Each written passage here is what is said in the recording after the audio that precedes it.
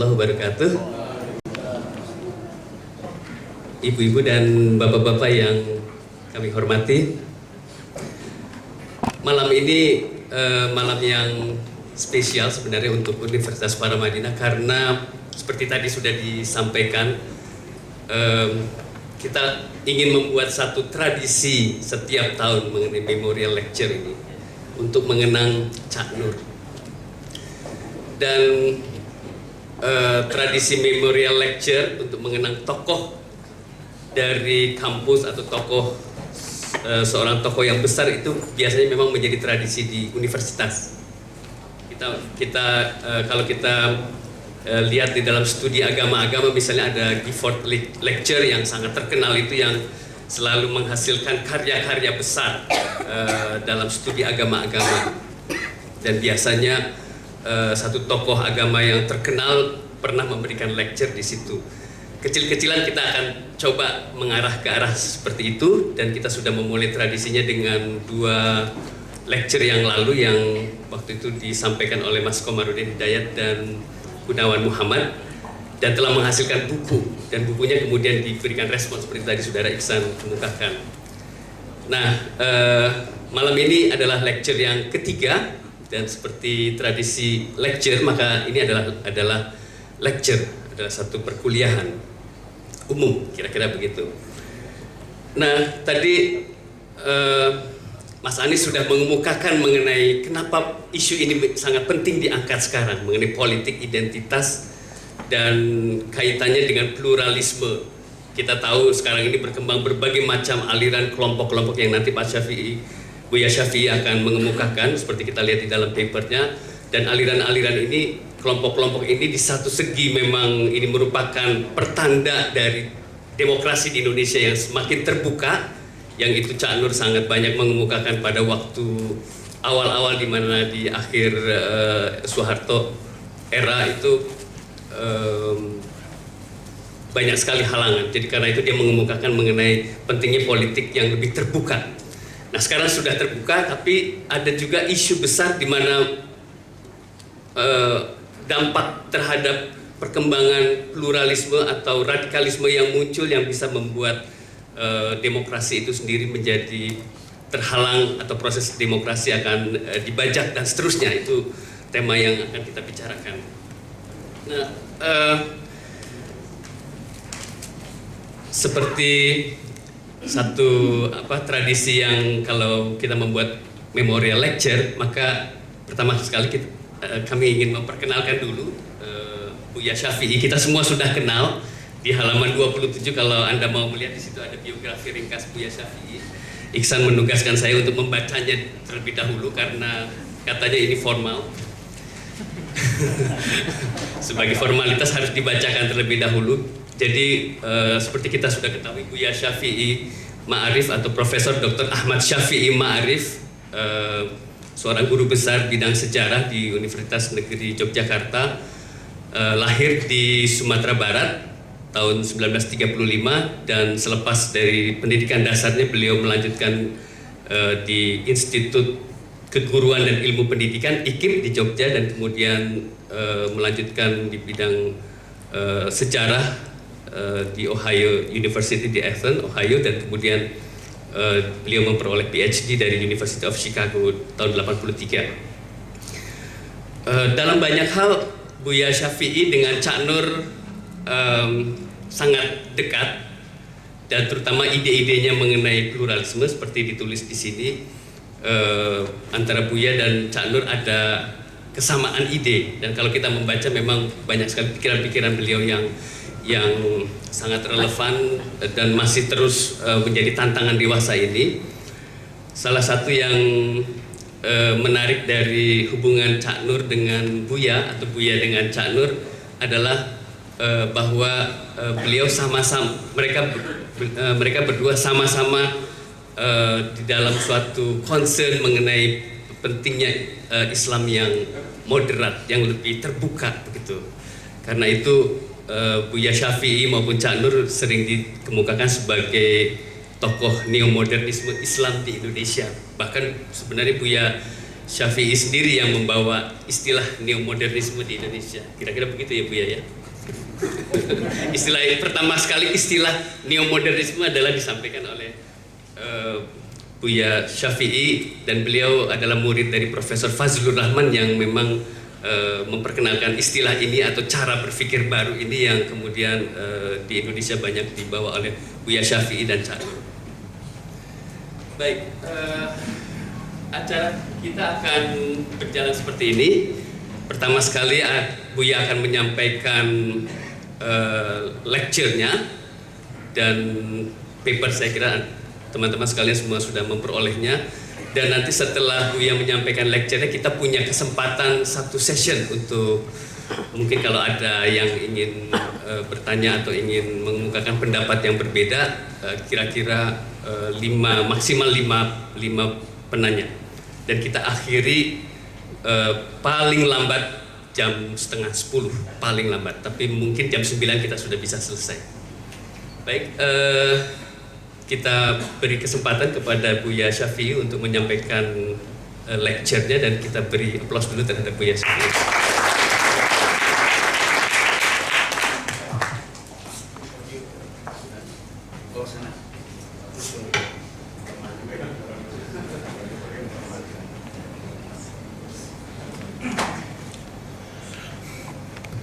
Assalamualaikum warahmatullahi wabarakatuh.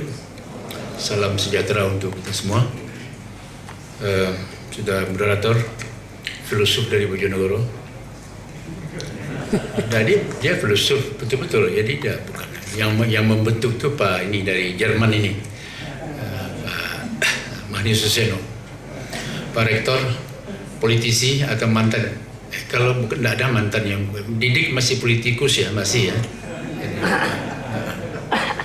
Dan Saudara Utomo yang dulu menghebohkan Indonesia tahun berapa itu, perlunya sekularisasi apa sekularisme itu heboh.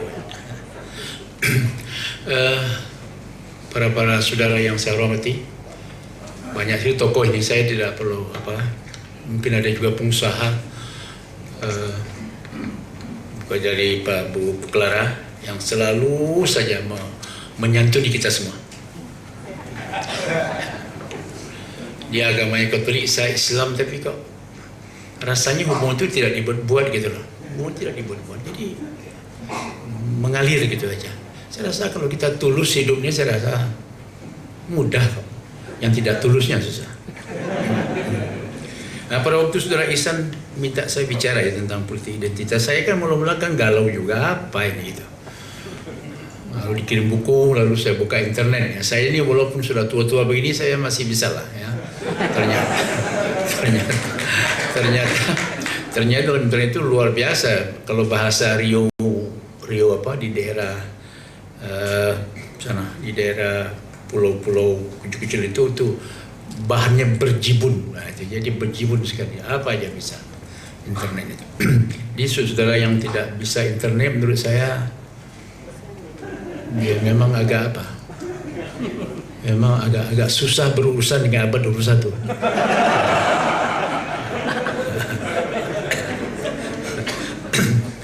Nah, ini juga saudara Ulil ya, calon ketua PBNU yang akan datang.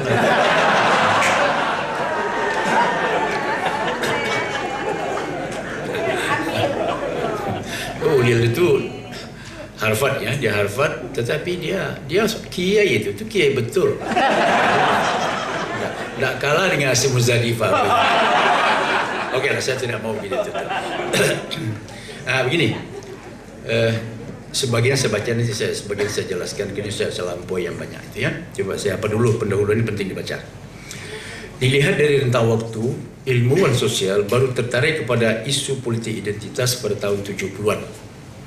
Bermula di Amerika Serikat ketika menghadapi masalah minoritas, gender, feminisme, ras, etnisitas, dan kelompok-kelompok sosial lainnya yang merasa terpinggirkan, merasa teraniaya. Itu dimulainya itu. Jadi ada perlawanan ya terhadap situasi yang kemapanan. Dalam perkembangan selanjutnya, cakupan politik identitas itu meluas kepada masalah agama, kepercayaan, dan ikatan-ikatan kultural yang beragam. Di Indonesia, politik identitas lebih terkait dengan masalah etnisitas, agama, ideologi, dan kepentingan lokal yang diwakili pada umumnya oleh para elit dengan artikulasinya masing-masing. Gerakan pemekaran daerah dapat dipandang sebagai salah satu wujud politik identitas itu. Isu-isu tentang keadilan dan pembangunan daerah menjadi sangat sentral dalam wacana politik mereka. Tetapi, apakah semua itu sejati atau lebih banyak dipengaruhi oleh ambisi para elit lokal untuk tampil sebagai pemimpin merupakan masalah yang tidak mudah dijelaskan. Raja-raja lokal dan segala macam itu memang apa sekali putra daerah. Ya. Itu menurut saya kalau itu tidak dikemasnya, kalau tidak dibingkai secara baik, itu masalah integrasi nasional akan dihadapkan kepada tantangan yang berat pada masa yang akan datang. Kemudian saya ajukan, apakah politik identitas ini akan membahayakan posisi nasionalisme dan pluralisme Indonesia di masa depan? Jika berbahaya, kira-kira dalam bentuk apa dan bagaimana mengatasinya? Tetapi makalah ini juga saya kaitkan juga dengan diaspora Muslim di Eropa, yang jumlahnya sekarang kalau catatan itu sudah 20 juta umat Islam di Eropa, di Uni Eropa aja. Dan diproyeksikan pada tahun 25 akan menjadi 40 juta. Nggak tanggung-tanggung, umumnya mereka hidup di Prancis, Inggris, dan Jerman.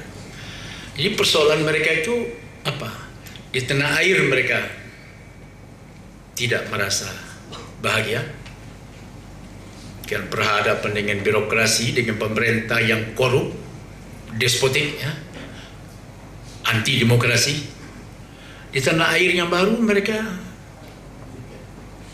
juga tidak diterima sebagai manusia penuh itu. Jadi sulit ya. Oleh sebab dalam diaspora itu kelompok-kelompok itu, terutama di Eropa, itu mudah sekali menjadi apa? Menjadi kelompok dengan politik identitas ini ya. Yang paling ekstrem mereka menjadi teroris atas nama agama. Ini salah seorang korban teroris itu, bukan teroris ya, tindakan kekerasan yang saudara Syafi'i Anwar ini dulu ya, di lapangan itu ya. Itu bukan teror, itu kekerasan aja.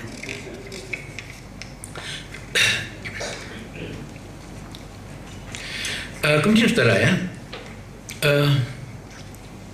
di Amerika sendiri, umpamanya di kalangan ada dulu Martin Luther King ya, kemudian juga ada kelompok Islam, kelompok pendeta, para uskup Katolik, itu mereka juga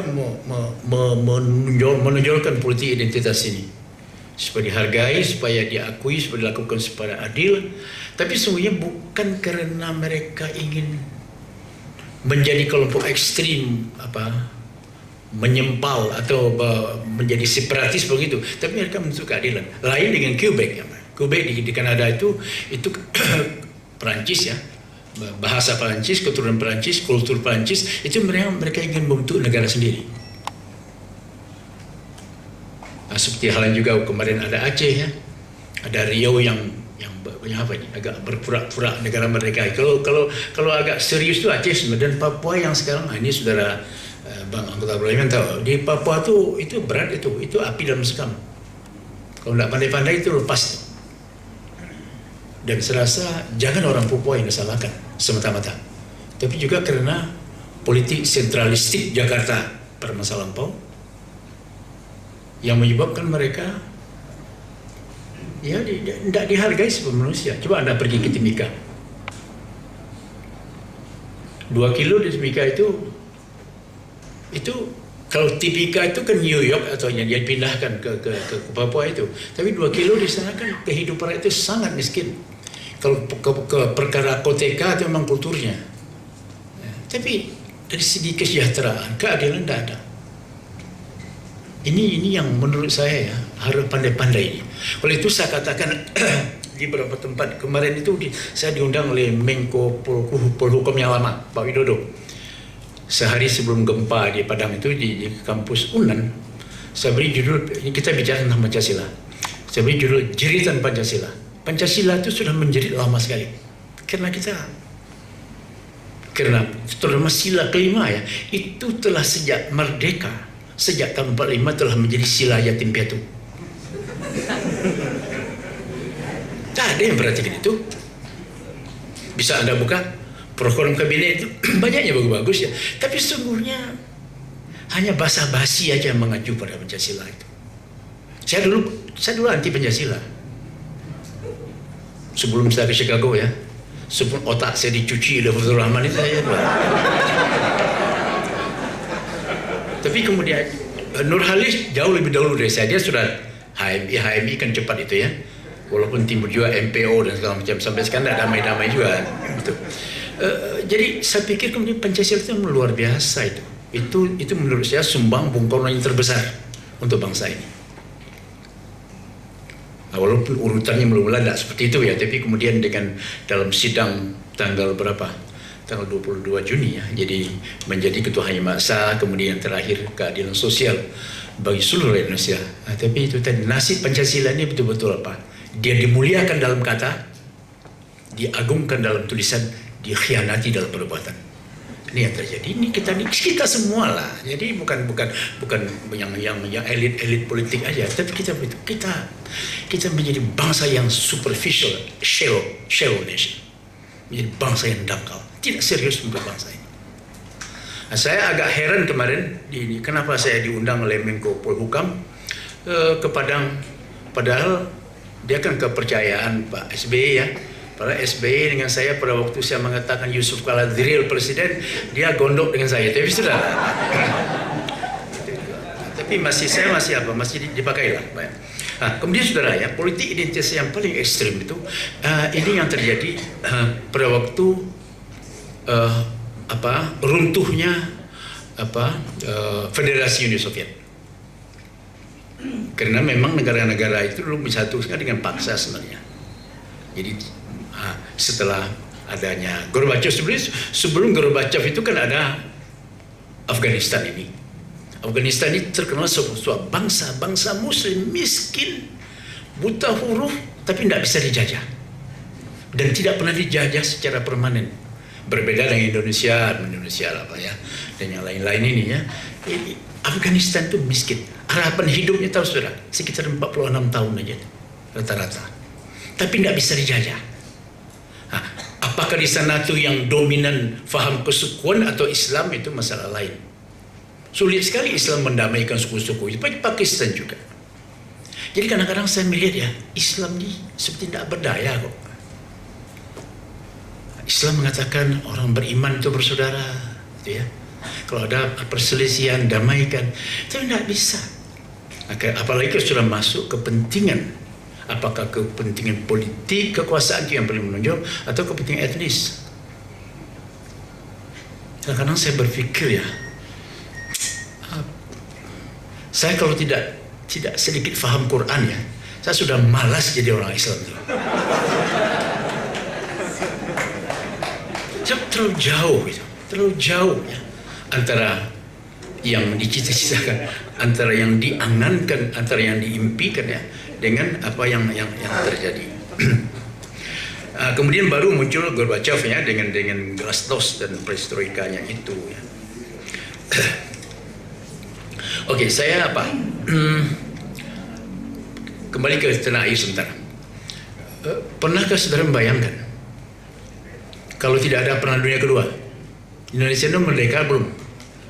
Belum tentu. So Belanda itu tidak pernah menyiapkan bangsa ini untuk merdeka. Masa transisi ada. Kalau Amerika di Filipina disiapkan itu, ada masa transisi dulu. Kalau tidak, yang penjajah itu memang mau meneruskan penjajahannya dalam waktu yang panjang. Tapi terjadi Perang Dunia Kedua itu mempercepat kemerdekaan kita. Dari sisi ini politik identitas kebangsaan itu menurut saya itu sangat positif. Oleh sebab itu kemudian disebut di dalam preambul ya.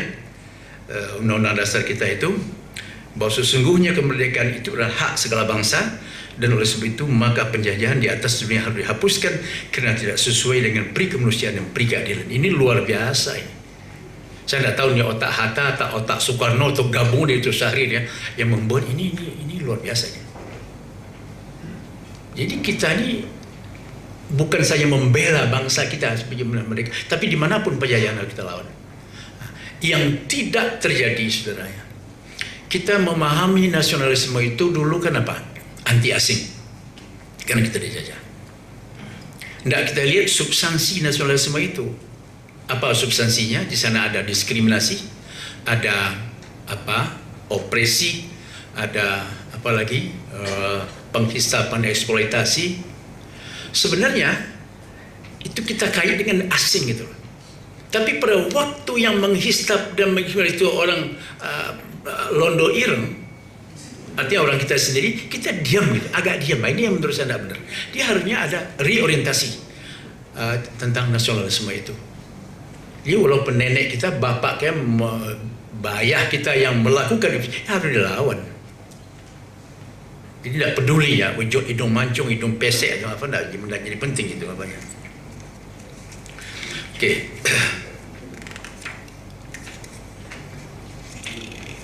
Ini yang perlu saya baca ini sedikit. Halaman 8. Pada saat dunia Islam yang terpecah sedang berada di buritan peradaban sejak beberapa abad yang lalu, dalam pandangan saya akan sangat sulit menemukan pribadi-pribadi Muslim yang mampu secara psiko-religio kultural bersikap lebih tenang, objektif dan realistik, kecuali mereka yang terdidik dan tercerahkan. Fenomena ini terutama terlihat di kalangan mereka yang merantau ke negara barat, yang jumlah mereka semakin membengkak. Jadi sudah saya jelaskan itu. Di Amerika sekarang jumlah mereka 6-8 juta. Kalau dulu kita kenal namanya Islam and the West. Jadi dihadapkan. Sekarang Islam in the West. Jadi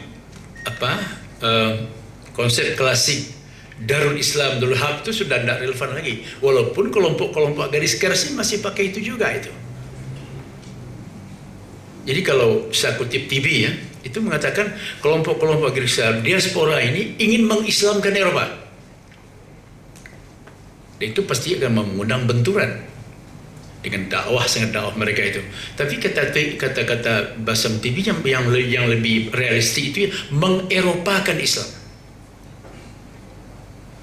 Jadi Islam yang bisa menyesuaikan diri dengan kultur Eropa, tidak sepenuhnya dengan filter yang kuat. Mereka harus menerima demokrasi, mereka harus menerima pluralisme, mereka menerima konsep gender. Itu kan sulit sekali. Tadi nanti saya lihat di belakangnya. Tetapi orang-orang, terutama yang orang Islam merantau di Amerika karena terdidik ya, itu mereka lain. Lainnya mereka bisa berkompetisi, bertanding dengan penduduk asli di bidang apa saja. Kedokteran. Ini yang terakhir ini yang diangkat oleh Obama, Dr. Ahmad Zwali ya, orang Mesir, itu pakar kimia terbaik dunia dan pemenang hadiah Nobel. Itu diangkat menjadi seorang penasihat kepemimpinan Obama di bidang sains dan teknologi. Ini luar biasa. Ini orang-orang ini tidak perlu dengan politik identitas. Mereka sudah apa namanya? Sudah eksis ya, sudah tidak merasa asing. Bisa dia menyusun. Dia tetap Muslim, tetap salat ya. Nah, contoh yang lain umpamanya, ini agak berbeda sedikit. Bapak-bapak ibu kenal dengan Murat Hoffman. Itu bekas diplomat Turki, Jerman, pernah menjadi kepala juru bicara NATO, penerang NATO di Brussel selama berapa tahun, duta besar Jerman di Maroko, di Aljazair. Kemudian dia masuk Islam tahun 80. Saya mula-mula tuh tidak tertarik dengan orang ini. Saya kalau ada orang masuk Islam lalu berlagak ke Arab-Araban gitu, saya tidak suka itu. Saya tidak suka.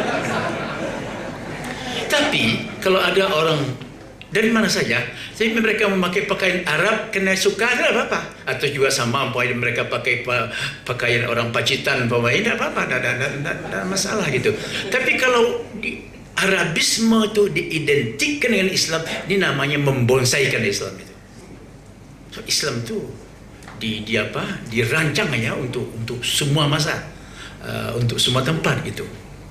Murad ini saya baru aja, saya sudah punya bukunya lama. Ini tidak saya sentuh, saya takut dia pakai jubah-jubah gitu ya, pakai apa?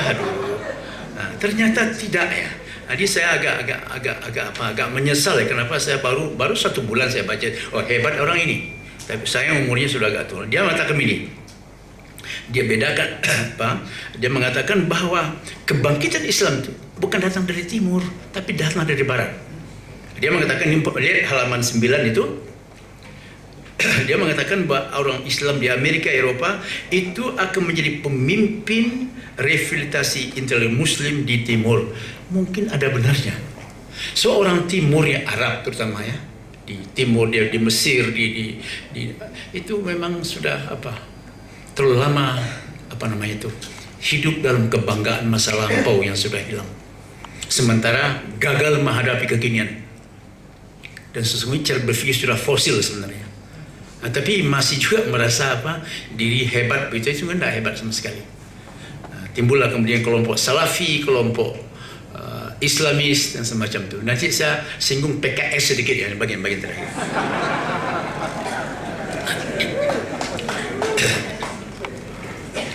Jadi sebaliknya kata-kata Hoffman, itu orang Islam yang ke Eropa itu datang sebagai pekerja, unskilled workers ya, dan oleh sebab itu secara sosial mereka mulai dari bawah ya, dan ini yang banyak ini. Diaspora ini yang kemudian ya terombang-ambing, akan pergi ke kampung halaman, keadaan semacam itu, ulamanya konservatif, pemerintahnya korup, despotik, akan tetap tinggal di daerah mencari rezeki di kampung orang lain. Rasanya Islam semakin lama semakin habis dalam itu. Jadi memang persoalan. Sesungguhnya menurut saya tak perlu begitulah. Tak perlu begitu. Kita bisa hidup di mana saja sebenarnya. Kecuali kita punya ide ingin dimanapun kita harus melaksanakan syariat Islam secara utuh, itu jadi rusak kita. Jadi susah itu. Jadi kalau kita pakai aja ayat umpamanya, bertakwalah kepada Allah berdasarkan kemampuanmu, jadi tidak ada masalah. Memang saudara ya, sejak itu tragedi 11 September itu orang Islam Amerika itu sempat menjadi cemas dan goncang karena dituduh ya, Islam ternyata sama dengan teror gitu. Tapi sekarang sudah berapa tahun nih? Sudah 8 tahun ya, keadaan sudah membaik karena ada orang-orang Islam yang tercerah yang menjelaskan kepada publik di Amerika itu bahwa Islam itu tidak sama dengan terorisme, Islam itu anti kekerasan. Dan kemudian ada dua orang yang berjasa sekali non muslim, yaitu yang sudah kita kenal. Pertama Esposito, seorang Islamisis ya, yang membela Islam. Kemudian yang di Inggris Karen Armstrong. Tapi kedua orang ini sangat dibenci oleh kelompok neokonservatif bersama Zionis di Amerika, sangat dibenci. Dianggapnya apolog dan segala macam, bahkan kok terlalu Islam itu. Kemudian di kalangan orang Islam sendiri, kalau sudah melihat orang membela Islam seperti Karen Armstrong, lalu kan timbul pertanyaan, kenapa mereka tidak masuk Islam? Orang Islam berfikirnya tambah jumlah, tidak kualitasnya apakah itu. Jadi ini memang repot saudara ya. Menurut saya sudah, kalau mereka masuk Islam, bukunya tidak dibaca orang lain, biarlah aja gitu. Yang kita perlukan kualitas ya. Karena Armstrong itu luar biasa saudara. Ya, kemudian Esposito juga kebetulan gurunya siapa? Gurunya saya rasa Muhammad Ayub atau Al-Faruqi gurunya. Itu juga itu. Karena dia membaca Islam dari sumber, bukan melihat kelakuan orang Islam. Kalau melihat kelakuan orang Islam jelehi. Itu bahasa Jawa saudara. Saya orang Minang saudara ya. Jadi sudah agak lumayan itu. Kemudian saudara, saya kutip ini ada itu dulu. Ini ada sejarawan Amerika terkenal ini. Jadi Arthur ya, Schlesinger. Itu saya belum menemukan kalimat yang begini, itu halaman 12. Dia mengatakan George Bush is the most aggressively religious president Americans have ever had. Jadi dialah satu-satunya presiden Amerika yang membawa agama ke Gedung Putih itu. Tapi anehnya, ajaibnya, atas nama agama dia menghancurkan Irak, menghancurkan Afghanistan. Nah, ini juga jadi repot ini. Jadi sesungguhnya kalau kita lihat yang dinamakan kelompok-kelompok fundamentalis yang kemudian menjadi teroris, itu filsafatnya sama kok. Baik yang Islam, yang Buddha, yang Kristen sama. Apa bunyi filsafatnya itu? Ya kalau engkau tidak ikut saya, musuh saya. Itu saja. Bahasanya itu sederhana sekali. Pokoknya monolitik. Kalau di Jogja disebut itu dia pakai kacamata kuda gede itu.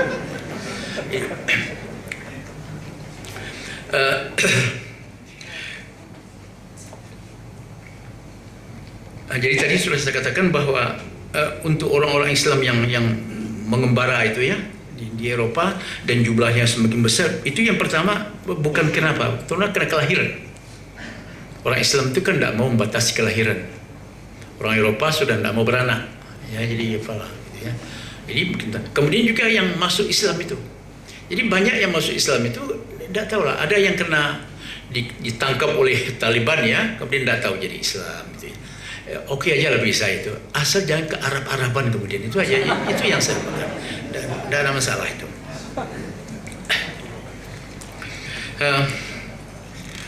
Kemudian saya juga ingin jelaskan nih kepada saudara ya, bahwa Indonesia sebagai bangsa, Indonesia sebagai bangsa, berdasarkan kajian saya, ini belum lama umurnya ini. Jangan lalu dihubungkan dengan itu zaman kerajaan Kutai, Tarumanegara. Itu tidak Indonesia itu Kutai itu.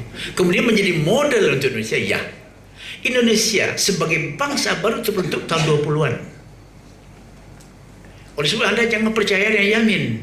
Muhammad Yamin yang orang Minang itu kan sangat pengagum Gajah Mada ya. Lalu dikaranglah buku 6.000 tahun Sang Saka Merah Putih. Dari mana? Masa 6.000 tahun sudah ada merah putih, dari mana? Tidak ada fakta. Sejarah tanpa fakta itu fiksi namanya. Bukan sejarah. Jadi saya ada sejarawan ini, saya berharap ya, mohon saya dibantah itu loh. Bantahnya begini, kalau saya mengatakan Indonesia sebagai bangsa baru terbentuk tahun 20-an, dimulai oleh PI, gerakan PI, Perhimpunan Indonesia di Belanda, tokohnya ada Sukiman, ada Ali, ada Hatta, ada Subari dan macam.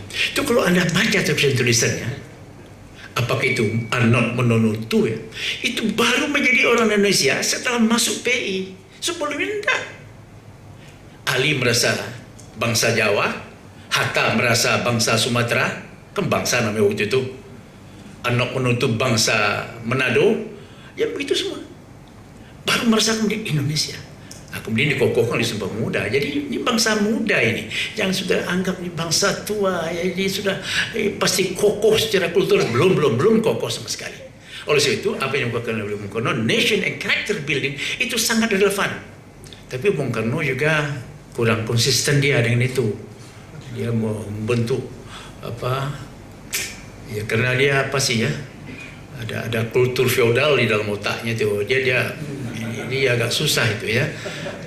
Jadi dia demokrasi tapi dalam praktek akhirnya lawan-lawan politik dibinasakan. Itu menurut saya tidak benar lah itu. Pak Harto juga melakukan yang serupa.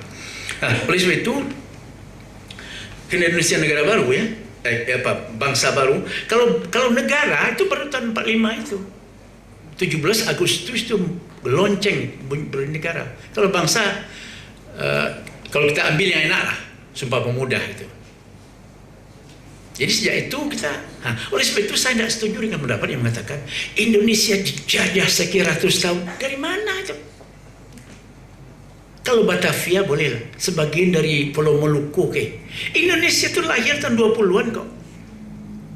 Kalau kita pakai Sumpah Pemuda, itu kemudian Belanda itu menjajah Indonesia dari 28 Indonesia lah ya, tahun 42, jadi berapa tahun? Pendek sekali. Kita dijajah itu. Kenapa kita lalu menjadi beban? Kita dijajah dan bangga pejabat terutama kita dijajah 350 tahun. Jadi kalau kita gagal mengurus negara, pantas karena kita belum siap untuk. Jadi tidak ada benar itu. Dibuang itu beban-beban yang semacam itu. Karena itu tidak historis. Itu ahistoris. Ini yang saya coba tantang para sejarawan, apakah Taufik Abdullah, Anhar Gonggong, coba mari kita diskusi lah perkara ini. Ini negara baru.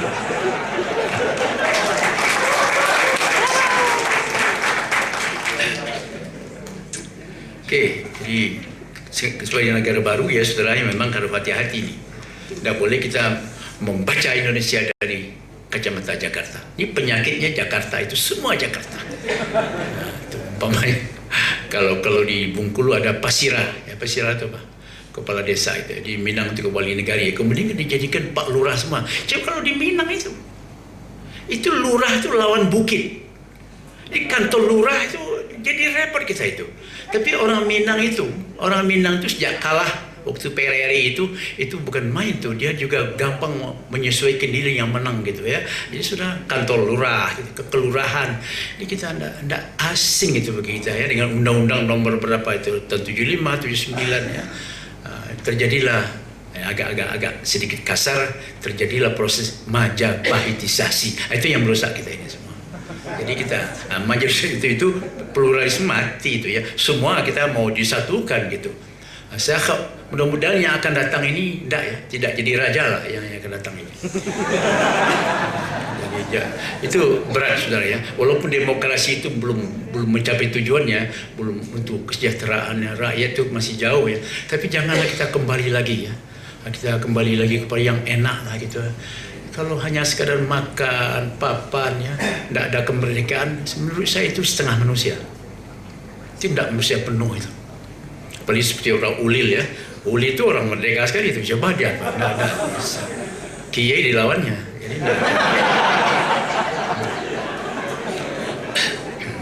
Oke, bagian halaman 17 ya. Ini saya melihat ini sebentar. Saya agak sedikit apa ini. Saya baca dulu sedikit. Sekalipun gerakan Islami dan Salafi ini terdiri dari berbagai faksi Indonesia ini, kelompok radikal ini, dalam satu hal mereka punya tuntutan yang sama, pelaksanaan syariah Islam dalam kehidupan bernegara. Faksi-faksi yang ingin kita bicarakan adalah MMI, FPI, HTI, sedangkan PKS, nah ini dia, ini agak menarik. Tokohnya pasti ada di sini.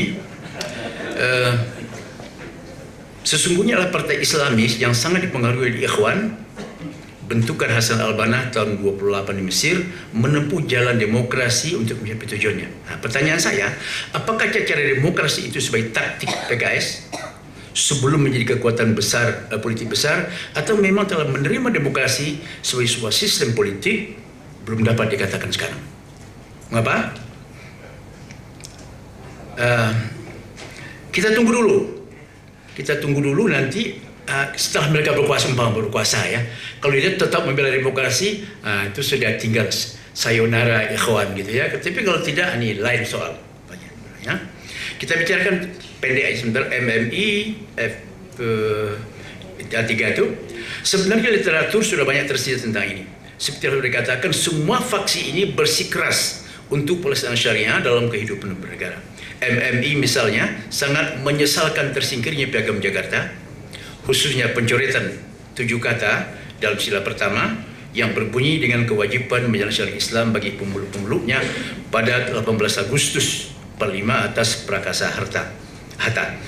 Bagi MMI, penolakan arus pada umat Islam Indonesia terhadap syariah secara konstitusional dengan sendirinya dapat masuk dalam kategori kafir, fasik, zalim. Wah, ini kalimat-kalimat mereka ini. Jadi kalau sudah berbeda dengan mereka, kafir, hitam putih itu. Kalau agama menjadi hitam putih, saudara, yang menurut saya mungkin lebih baik jadi ateis ya.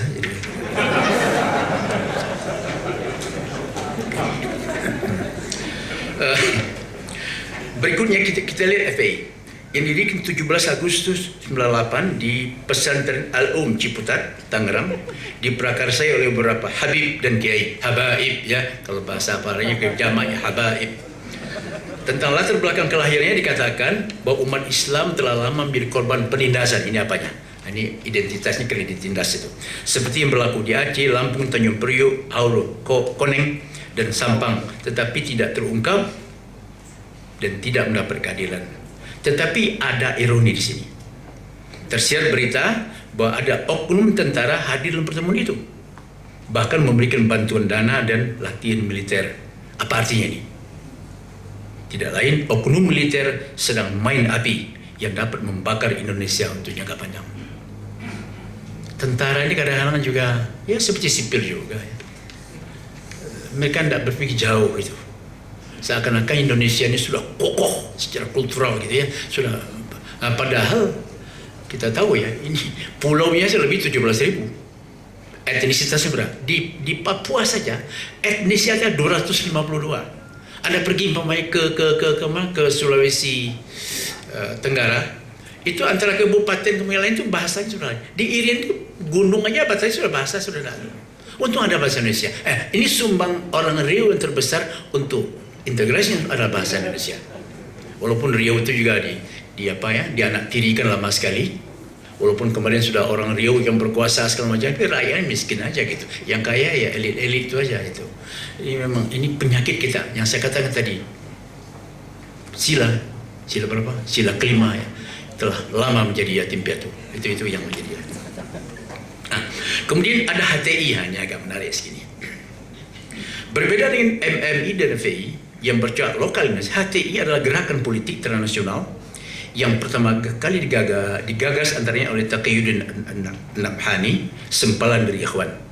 Tujuan akhir perjuangan politik mereka adalah terciptanya sebuah kekhilafahan yang meliputi seluruh dunia Islam di bawah satu payung politik. Bagi HTI, khilafah adalah satu-satunya sistem politik yang sejalan dengan kehendak syariah. Nah, ini dia. Salah seorang tokoh HTI, sahabat saya ini, saya masih bersahabat dengan mereka,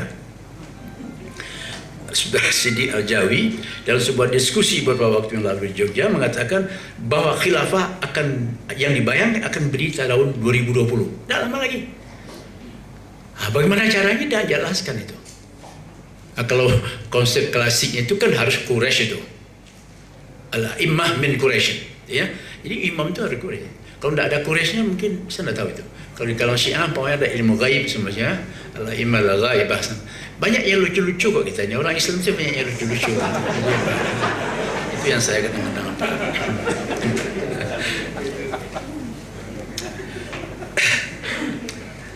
Kesimpulan kita tentang HTI, sekalipun diembeli dengan perkataan Indonesia, HTI, ya, organisasi ini jelas bercara transnasional, di mana bangun negara-negara bangsa harus dilebur.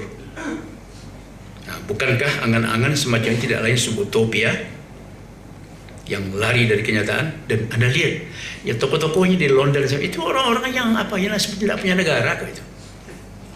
Itu tokohnya diundang sini ya. Diundang dia pidato di mana di Gelora Bung Karno ya, seperti yayaan gitu ya.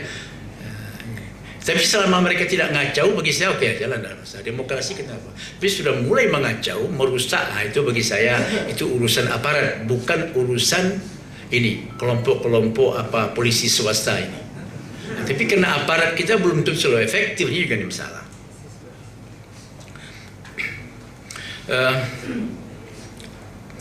Pertanyaan saya kepada HTI, mengapa HTI menutup mata terhadap praktek busuk kekhilafahan yang dipaksakan dalam berbagai periode sejarah Muslim? Bukankah sistem khilafah selama berabad-abad telah membunuh prinsip egalitarian yang diakui dalam demokrasi dan yang begitu tegas dinyatakan oleh Al-Quran? Jadi ada seorang penulis Pakistan mengatakan demokrasi dalam Islam itu terkubur bersama kafannya Ali bin Abi Thalib. Tidak ada lagi. Kalau tidak suka nama demokrasi apalah, syura, autokrasi atau apalah namanya. Jadi kita akan kena barat anti. Padahal sesungguhnya dalam Quran itu timur barat milik Allah. Walillahil masyriq wal maghrib. Jadi orang yang gamang itu saudara ya, orang yang tidak percaya diri, pergi ke selatan bingung, ke utara bingung, ke barat bingung, ke Gunung Kidul bingung, kepada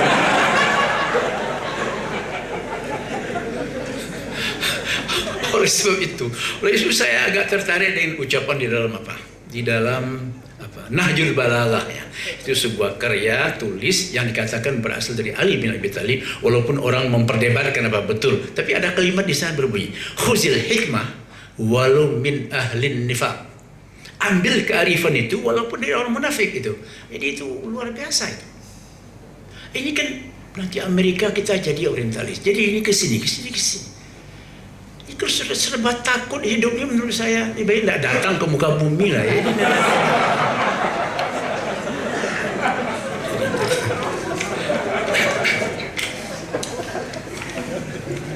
Oleh sebab itu saya kalau ada lu peribahasa apa, berani itu benar, bukan begitu apa ya, berani karena benar, apa, takut karena salah, itu harus diubah itu. Berani itu benar, takut itu salah gitu loh. Jadi berbeda sama sekali. Jadi itu jadi kita biasalah ya. Sebab tadi saya ini sedikit menyimpang.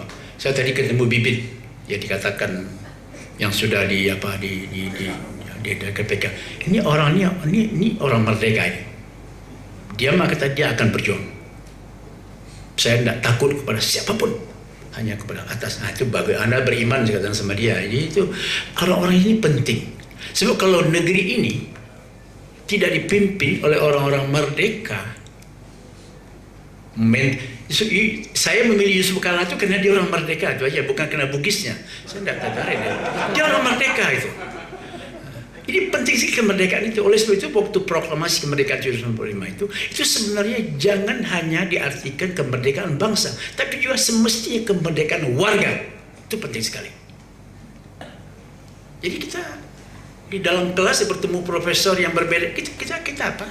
Mahasiswa juga harus merdeka berbicara dengan profesor. Profesor juga harus mau gitu ya.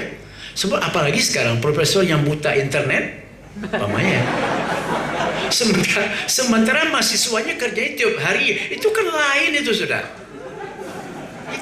Itu apa boleh buat lah saudara ya. Jadi saya tidak paham ya kalau ada seorang profesor gitu ya, tidak ngerti apa yang terjadi di dunia sekarang itu loh. Itu kan repot itu. Jadi sudah tidak ya lebih baik minta pensiun cepat lah itu sebenarnya.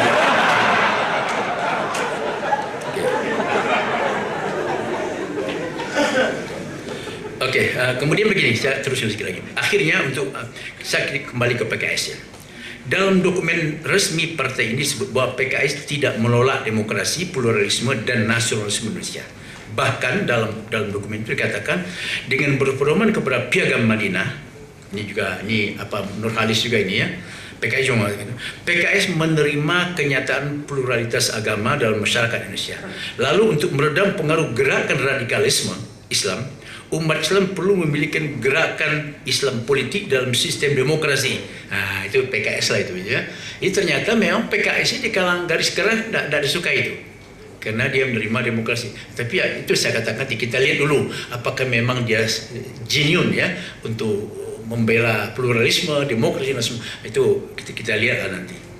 Kalau dia masih menang ya, atau sudah kalah itu soal lain. Jadi persoalannya kemudian apakah penerima itu sebagai siasat sementara atau memang PKS dalam menyesuaikan perjuangannya dengan realitas sosiologis masyarakat Indonesia?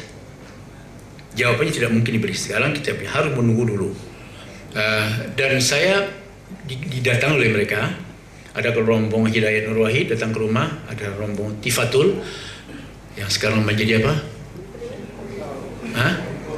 Miko. Dia waktu ditanya bertahun, Anda mau jadi apa saja mau? Itu kemudian itu. Jadi menurut saya tidak begitulah jawabannya, apa sih?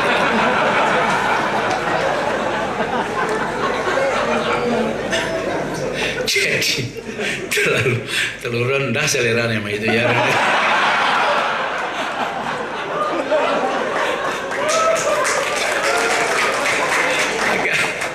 Agak apalah sedikit, jual mahal sedikit lah ya. Apa saja.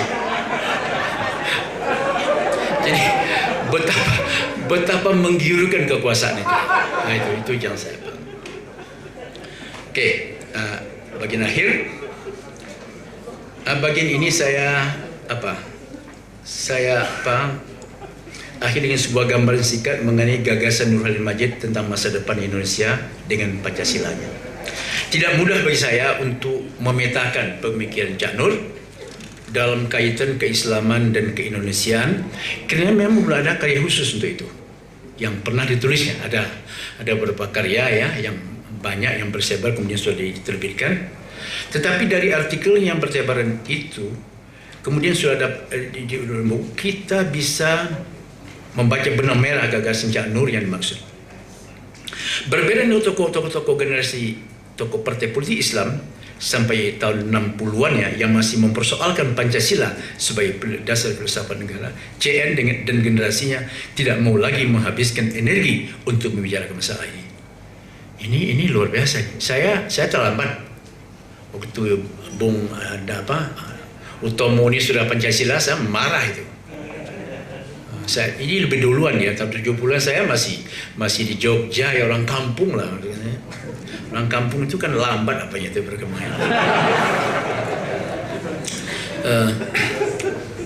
Dengan kita Pancasila sudah diterima sebagai dasar filsafat negara dengan penuh kesadaran. Tapi tugas selanjutnya ialah menerjemahkan nilai-nilai luhur Pancasila itu ke dalam kenyataan kehidupan yang konkret, sesuatu yang masih jauh dari harapan kita. Dalam kalimat Cak Nur, nilai-nilai luhur bangsa kita dirumuskan dalam konstitusi, yakni Pancasila, yang menjadi sumber legitimasi dan kriteria terakhir keabsahan suatu kekuasaan di negeri kita. Ini nuralis. Artinya, sebuah bangun kekuasaan di luar Pancasila menurut Cak Nur menjadi tidak sah. Ini orang-orang ini semuanya kalau Anda lihat kelompok ini tidak suka dengan Pancasila itu, tapi apa? Selama mereka begini aja, bagi saya selama mereka tidak ngancur-ngancurkan gedung apa sih, oke lah itu, biar aja lah. So di Amerika itu partai banyak sekali juga ya, partai komunis, partai Marxis, macam-macam. Tapi tidak apa-apa, pidato lagi. Jangan merusak ini yang menurut saya yang tidak benar itu ya. Kita berbeda lah, saya tidak setuju Ahmadiyah. Bagi saya teologi Ahmadiyah itu aneh gitu. Tapi jangan dirusakkan miliknya. Milik itu biar aja lah.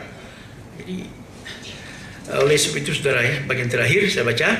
Ini dulu, ini ada drama kehidupan Nurhalis yang saya menangis. Kebesaran Nurhalis terutama terletak pada keberanian yang luar biasa untuk menyimpang daripada pendahulunya dalam menyikapi Pancasila sebagai dasar filosofi negara. Bagi Cak Nur, umat Islam tidak perlu lagi berangan-angan untuk mengganti Pancasila dengan dasar lain. Gebrakan Cak Nur ini telah mengundang sikap pro kontra yang cukup tajam di kalangan aktivis Muslim. Pendirian Cak Nur yang dinilai kontroversial itu telah merambat ke masalah-masalah lain seperti sekularisasi, fikih lintas iman, tuduhan semua agama sama, dan banyak lain. Ini yang harus saya baca ini. Yang cukup menyedihkan adalah peristiwa 26 Juli 2005. Jam 16 sekian. Itu halaman 22. Sekelompok orang, saya tahu nama orangnya, tidak saya sebut di sini, mendatangi dan meneror Cak Nur dalam keadaan sakit. Saat ditanyakan tentang isu bahwa semua agama sama, Cak Nur menjawab, saya tidak berpendapat semua agama sama. Kemudian susul dengan pertanyaan lagi, bagaimana pendapat Cak Nur tentang perkawinan antara agama? Dalam kondisi sakit, Cak Nur menjawab, saya tidak dalam kondisi untuk menjawab. Ini komentar saya. Yang saya gagal memahaminya adalah mengapa kelompok garis keras ini menjadikan Islam sebagai politik identitas itu tidak punya adab dalam menginterogasi seorang yang sedang sakit dengan cara-cara kasar itu. Sekiranya Cak Nur dalam posisi normal, sudah pasti semua pertanyaan akan mudah dijawabnya. Cak Nur bukanlah tipe intelektual Indonesia yang biasa mengeluh pendapat tanpa dasar yang kuat. Namun pembela filosofi garis keras tidak mau tahu dengan semua itu. Seperti kita semua maklum, bulan berikutnya 29 Agustus 2005 Cak Nur meninggalkan kita untuk selama-lamanya. Warisan intelektual tokoh yang kita peringati akan berusia panjang, sekalipun semasa hidupnya tidak sempat menulis karya utuh tentang bagaimana semestinya pertalian Islam dengan keindonesiaan itu. Untuk meneruskan gagasan besar ini, maka tugas kita yang masih hidup untuk mengembangkan lebih jauh.